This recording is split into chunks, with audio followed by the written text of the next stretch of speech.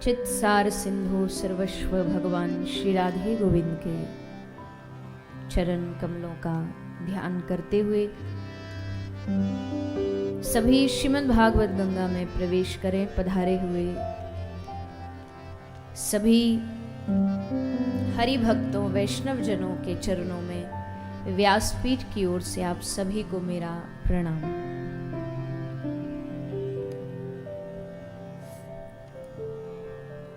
आज हम सभी श्रीमद् भागवत के सप्तम यानी विश्राम दिवस में प्रवेश कर रहे हैं। विश्राम दिन लगातार 7 दिनों से आप हम सभी यहाँ ओढ़ गुजरात की धरती पे बैठ करके भगवान की इस वांगमयी मूर्ति कही जाने वाली श्रीमद् भागवत कथा का रसपान कर रहे हैं। और आज ये 7 दिवसीय यात्रा, भगवत यात्रा, संकीर्तन यात्रा विराम की ओर बढ़ रही है।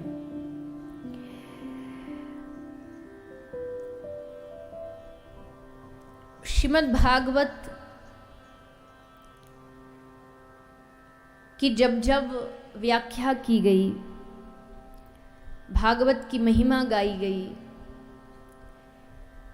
पूरी महिमा का गान करने के बाद जिसने भी भागवत की महिमा गाई, अंत में ये कह दिया कि हमारे वाणी में, हमारी जिह्वा में इतनी शक्ति, इतनी ताकत नहीं है कि हम भागवत की महिमा को गा सकें,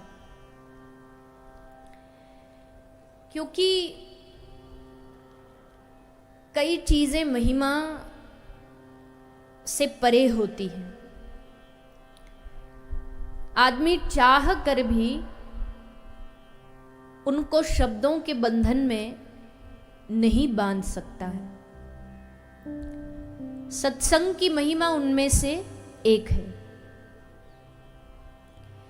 कि आदमी को अगर जीवन जीने का सही तरीका कोई बता सकता है तो वो भगवान का सत्संग है, वो भगवान की कथा है, भागवत है, रामायण है, रामचरितमानस है। आज कलिकाल, कलयुग का जो युग है, इसमें आदमी का जो जीवन है वो बड़ा भाग दौड़ भरा जीवन हो चुका है। ये भी करना है, वो भी करना है, कमाना भी है, घर भी चलाना है, परिवार भी देखना है, व्यवहार भी देखना है। और उस भाग दौड़ भरे जीवन में आदमी सब चीज पर थोड़ा थोड़ा ध्यान दे लेता है, पर ध्यान देना अगर आदमी भूल जाता है तो वो वास्तविकता में भगवान के ऊपर है, या फिर ये कह लीजिए अपनी असली जो पहचान है वो भूल जाता है। नकली पहचान करते करते, बोलते बोलते बोलते वो अपनी असली पहचान भूल जाता है। नकली पहचान मतलब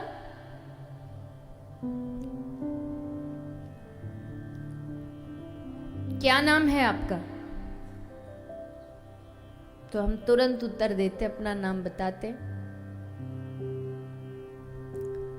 रमेश, सुरेश, उमेश, महेश, दिनेश।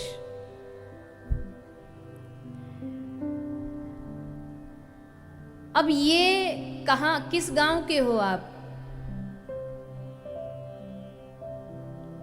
ओड से। कौन से मोहल्ले के हो आप? तो जगह बता देते हैं। और इस टेम्पररी आइडेंटिटी को जीते जीते, इस परिचय को जीते जीते, ये लोगों को बताते बताते, इसी को हम इसको अपना वास्तविक परिचय समझ लेते हैं, इसको अपना असली परिचय समझ लेते हैं। आ जाइए, आप ही की देरी थी। ये 7 दिन तक विदा करके ही जाएंगी। ये वर्षा देवी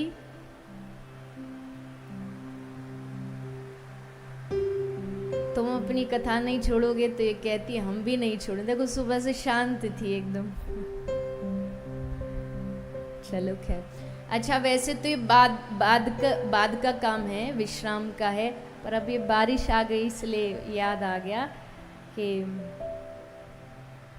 एक बार करतल ध्वनि हमारे जिस भी भैया ने टेंट लगाया है, एक बार तालियां उनके लिए भी होनी चाहिए कि उन्होंने बड़ा अच्छा व्यवस्था ऐसी बनाई कि पता ही नहीं लगता बारिश में, पूरी कथा में कोई व्यवधान नहीं आता। हमारे पंडित जी ऐसे ही विनोद में कह रहे थे कि उपाचार्य जी अभी है नहीं यहाँ पे, तो कह रहे थे कि हम बड़ा बढ़िया आ गए। बोल रहे थे हम जहाँ रुके हैं, अब वो इनकी बात कभी कभी थोड़ी ये मजाकिया ज़्यादा है, पता नहीं सच्ची है कि नहीं है, पर बोले जहाँ हम रुके हैं वहाँ जो लेंटर छत है उसमें से तो लीकेज है, पर इस टेंट में कहीं लीकेज नहीं है।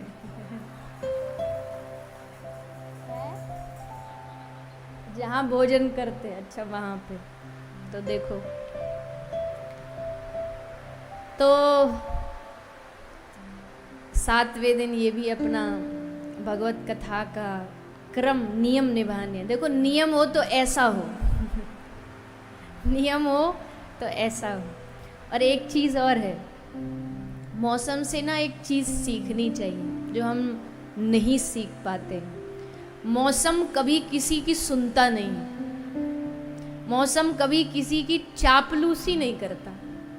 तो मौसम को, बारिश को रिश्वत दे के कहो आज तू बरस तो नहीं बरसेगी, और रिश्वत दे के कहो रुक जाओ तो नहीं रुकेगी। एक कुम्हार चाहता है पानी न बरसे, पर मेघ उसकी नहीं सुनते, और एक किसान चाहता बारिश हो लेकिन मेघ उसकी भी नहीं सुनता।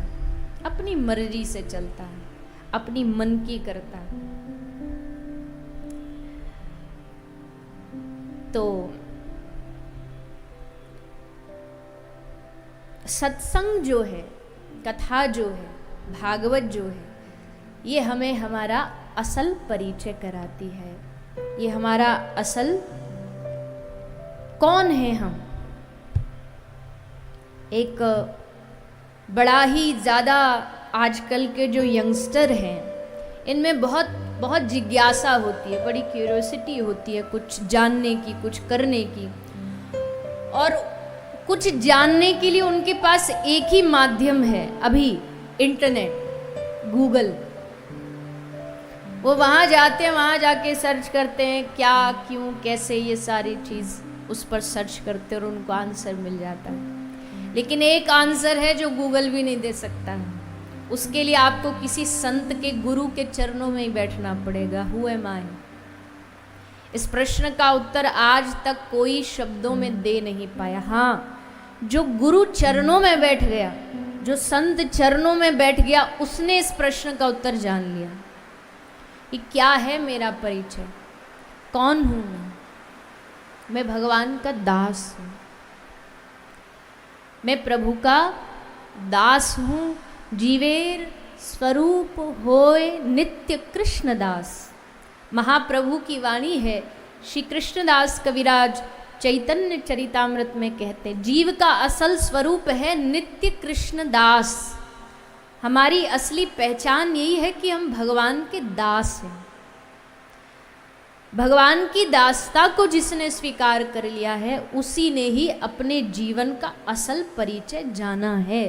बाकी तो सब कुछ टेम्पररी है। आज पटेल बने हो, कल को अगले जन्म में शर्मा बन जाएंगे, फिर अगले जन्म में अग्रवाल बन जाएंगे, उससे अगले जन्म में भारत, उससे अगले जन्म में कोई दूसरा देश। बस ऐसे ही परिचय बदलता रहेगा, आधार कार्ड बदलते रहेंगे। आधार कार्ड में नाम बदलता रहेगा, माँ बाप का नाम बदलता रहेगा, परिवार का सरनेम बदलता रहेगा, और जीव वही रहेगा। और हर जन्म में उसको यही लगेगा जी यही है हमारा जो परमानेंट वाला परिचय, वही। अभी हमको लग रहा है ना कि हम जो असल में हैं वो यही हैं, यही हमारा नाम है, यही हमारा गांव है। लेकिन एक झटके की देर है, एक पल की देर है, गए और 2-4 दिन तक परिवार वाले रोएंगे, राम नाम सत्य है, राम नाम सत्य। और उसके बाद फिर अगले जन्म में जाके एकदम न्यू, एकदम नया शरीर, एकदम नई ब्रांड वाला शरीर मिलेगा, नया नाम मिलेगा, नया परिचय मिलेगा। महापुरुष कहते यही माया है। माया कुछ और, सपना नहीं देखते हम। सपने में क्या देखते हैं? सपने में ऐसा लगता शेर आया और खाया, पर खाता नहीं है, मरता नहीं है जीव, क्यों मर जाएगा तो सपना कौन देखेगा। सपने में आदमी कष्टों से भले घिरा रहेगा, उससे लगेगा अब मरा, अब मरा, अब ये गड्ढे में गिरा, अब ये हुआ, अब ये हुआ, अब मरेगा नहीं। जो खेल चल रहा है उसका सूक्ष्म मति काम कर रही है, वो सपने में उसको लगेगा यही असल है, जबकि सब नाटक चल रहा होता है। आँख खुलते ही लगता हाँ ये तो, अरे चलो बच गए, शेर नहीं खाया, ये तो नाटक था, ये तो सपना था। वैसे ये जो चल रहा है ये सब भी सपना है। और एक दिन गुरु कृपा से जब आँख खुलेगी, जब जागेगा जीव, उठ जाग मुसाफिर भोर भई, अब रैन कहाँ जो सोवत है। जो सोवत है, जो सोवत है, बोलिए ना जोर से, जो सोवत है वो खोवत है, और जो जागत है सो पावत है। तो ये भागवत क्या करती है? भागवत जगाने का काम करती है। जागो, उठो, भगवान की शरण ग्रहण करो, भगवान के जनों की शरण ग्रहण करो, भागवत जी की शरण ग्रहण करो। भागवत औषधि, भागवत को औषधि तो है ही, पर महापुरुषों ने भागवत को रसायन कहा है। रसायन और औषधि में क्या फर्क होती है? दवाई और वैक्सीन में क्या फर्क होती है? मेडिसिन और वैक्सीन में क्या डिफरेंस है? बोलिए। दवाई ली जाती है बीमारी के बाद, रोग हो गया तो अब उसके इलाज के लिए, उसकी ट्रीटमेंट के लिए हम मेडिसिन लेते हैं। वैक्सीन होती है बीमारी से पहले, कि रोग ना हो जाए, इसके लिए वो जो प्रोटेक्शन है, वो उसको, वो जो औषधि है, जो रसायन है, वो वैक्सीन है। तो भागवत क्या है? भागवत वैक्सीन है, भागवत रसायन है। भागवत हमको पहले कोई किसी प्रकार का रोग ना हो जाए, उसके लिए ये दवाई, ये वैक्सीन लगाई जाती है। और देखो भागवत जी की व्याख्याएं बहुत महापुरुषों ने की हैं, बहुत टीकाओं में श्रीधर स्वामी पाद की टीका है, वंशीधरी जी की टीका है, महाप्रभु वल्लभाचार्य जी की सुबोधनी टीका है, हमारे गौड़िया संप्रदाय के जो गोस्वामी गण हैं उनकी टीका है। सबने अलग अलग व्याख्या भागवत जी की है। एक बड़ी साधारण सी व्याख्या किसी महापुरुष के मुख से मैंने श्रवण की। वो कोई शास्त्रीय व्याख्या तो नहीं है, पर अच्छी है तो सुनानी चाहिए।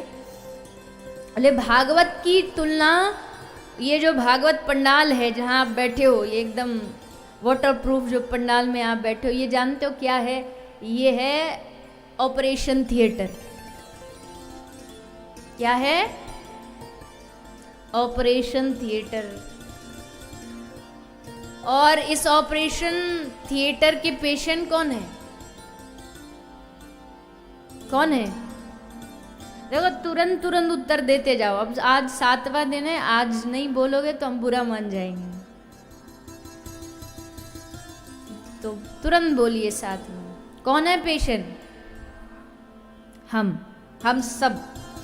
जितने भी यहाँ बैठे सारे की सारे पेशेंट हैं। अब जी पेशेंट को अपना रोग भी तो पता होना चाहिए। रोग पता नहीं, पहुँच गए डॉक्टर जी के पास। डॉक्टर को जाके बोला, डॉक्टर साहब हमको तो सारा बॉडी पेन है, घुटने में हाथ लगाता हूँ तो घुटना दर्द करता है, कमर में हाथ लगाता हूँ कमर दर्द करता है, गले में हाथ लगाता हूँ गला दर्द करता है, सर पर उंगली रखता हूँ यहाँ दर्द करता है, कान पे उंगली रखता हूँ यहाँ दर्द करता है। डॉक्टर ने फिर उसका पूरा एनालाइज किया तो पता चला दर्द शरीर में कहीं भी नहीं था, फ्रैक्चर उसकी उंगली में था। तो जहाँ उंगली रखता वहीं दर्द करता है। अब दर्द है, वो बीमारी है उंगली में और कह रहा पूरा शरीर। रोगी को, पेशेंट को अपना पहले पता तो होना चाहिए बीमारी क्या है। तो हमारी बीमारी क्या है? तो कहा कि हमारी बीमारी है, जन्म जन्म की बीमारी है ये रोग बड़ा भयानक रोग है, भव रोग। भव रोग मतलब हमारे हृदय में इच्छा की, द्वेष की, ईर्ष्या की मोटे मोटे गांठें बनी हुई। अब इसका इलाज कौन करेगा? बोले इसका इलाज होगा जब आप भागवत में आते, कथा में आते, कथा में आकर के यहाँ आपका ऑपरेशन होता है 3 घंटे। ऑपरेशन होने से पहले जब ओटी में ले जाया जाता है तो एनेस्थीसिया दिया जाता है उसको बेहोश करने के लिए। तो आप जब यहाँ कथा में आते हैं तो यहाँ आपको भी एनेस्थीसिया दिया जाता है। पता है आपको? नहीं पता? चुपके से दिया जाता है। कौन सा इंजेक्शन है बेहोशी का? यहाँ पर ये जो कथा के आरंभ में मंगलाचरण में 5-10 मिनट हम कीर्तन बोलते हैं ना, यही वो बेहोशी का इंजेक्शन है। इससे बैटरी चार्ज की जाती है, इससे हमारी बैटरी को चार्ज किया जाता है और फिर 3 घंटा बैटरी चलती है, ऑपरेशन चलता है। और 3 घंटे बाद ऑपरेशन किसका सक्सेसफुल हुआ किसका नहीं हुआ आप कैसे पता लगाओगे? तो उपाय ये है पता लगाने का कि 3 घंटे के बाद कथा के विश्राम कीर्तन में, जब लास्ट में संकीर्तन होता है, उस कीर्तन में जो आदमी आपको उछल के भाव में गाता, हंसता, रोता, नाचता, मस्ती में दिखाई दे, समझ लेना उसका ऑपरेशन सफल हो गया। और जो 3 घंटे बाद भी हारा सा, थका सा, मुंह लटकाया सा कथा में बैठा है तो इसका मतलब ऑपरेशन सफल नहीं हुआ, उसको दोबारा आना पड़ेगा। तो फिर वो संत कहते हैं जो इस सुना रहे हैं कि भैया कलयुग का आदमी बहुत चालू है, बोल देगा जी हमारा ऑपरेशन सफल हो गया, अब तो नहीं आना हमको दोबारा, हो गई अब तो नहीं सुननी कथा। बोले नहीं, ऑपरेशन होने के बाद डॉक्टर के पास टाइम टू टाइम चेकअप कराने तो जाना पड़ता है ना, चेकअप कराने जाना पड़ेगा। समय समय पर चेकअप जरूरी है, नहीं तो इन्फेक्शन होने का डर है। और एक और बात, ऑपरेशन के बाद डॉक्टर ऐसे खाली हाथ घर नहीं भेजता आपको, आपको टैबलेट्स देते हैं। ये मॉर्निंग, ये इवनिंग, ये आफ्टर डिनर, ये बिफोर डिनर, ये सब देते हैं। तो आज जो यहाँ 7 दिन कथा जिन्होंने सुनी है, मतलब जिनका ऑपरेशन यहाँ 7 दिन हुआ है, आज सबको घर टैबलेट लेकर के जानी है, दवाई लेकर के जानी है। ऐसे खाली हाथ नहीं जाओगे, खाली हाथ चले गए तो फिर ये सब व्यवस्था सब बेकार है, कोई फायदा नहीं है 7 दिन कथा करने का। और वो टैबलेट क्या है वो अभी सस्पेंस है, अभी बता देंगे तो फिर हो गई कथा विश्राम। टैबलेट बताएंगे कथा के विश्राम में, जो आपको इसके बाद भी लेते रहना है। और फिर अंत में कहते भैया सबसे प्रमुख बात तो भूल ही गए पूछना कि जी ऑपरेशन तो हम करा लेंगे, पर पहले ऑपरेशन कराने से पहले आदमी रिसर्च करता है कि डॉक्टर के कितने ऑपरेशन सक्सेसफुल हुए, कितने फेल हुए, कितना उसका नाम है, क्या उसकी डिग्री है। तो इस कथा का डॉक्टर कौन है? तो कहा इस कथा के वैद्य, इस कथा के डॉक्टर हैं श्री सुखदेव गोस्वामी। एक ऐसा डॉक्टर, एक ऐसा वैद्य चाहिए जो बस तुरंत हमारी बीमारी को पकड़ के उससे ठीक कर दे। ऐसा डॉक्टर नहीं चाहिए जो रिसर्च ही हम पे कर रहा हो। कई होते हैं ना, ऑपरेशन थिएटर में डॉक्टर साहब घुसे और डॉक्टर साहब ने पेशेंट के साइड में, बेड के साइड में एक फूलों की माला ला करके रख दी। तो पेशेंट ने बड़े जिज्ञासा से पूछा, डॉक्टर साहब ये माला किस लिए है? तो डॉक्टर साहब बोले, मेरा पहला ऑपरेशन है, अगर सक्सेसफुल हो गया तो तू मुझे पहना देना, और अगर नहीं हुआ तो मैं हिसाब बराबर। तो ऐसा एक्सपेरिमेंट करने वाला डॉक्टर नहीं चाहिए।